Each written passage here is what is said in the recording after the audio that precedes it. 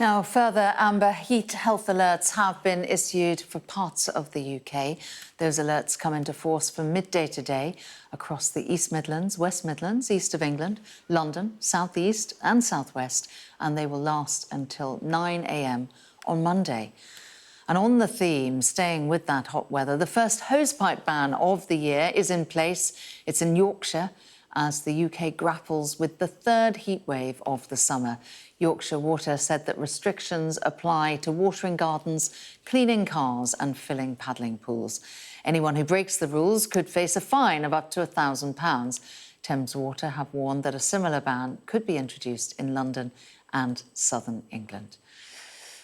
And there's a broader climate story. The Environment Agency says that England is experiencing its driest start to the year since 1976. Let's bring in our science correspondent, Thomas Moore, who is here to shed some light on all of this.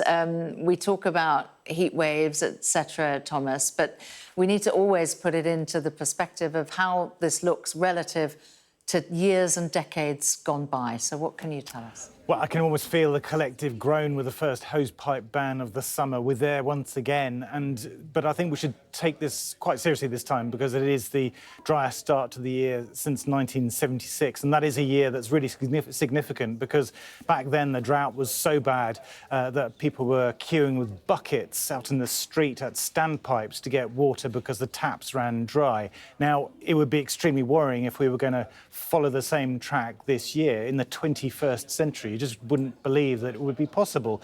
But it is for so many reasons. And let's just look at some of the numbers. The Environment Agency's figures for June show that yet another month of below average rainfall coming after that really dry spring that we had in more than a century. But also that's beginning to have a big impact on water levels. So 3/4 of reservoirs are, the levels are dropping in some cases really quickly.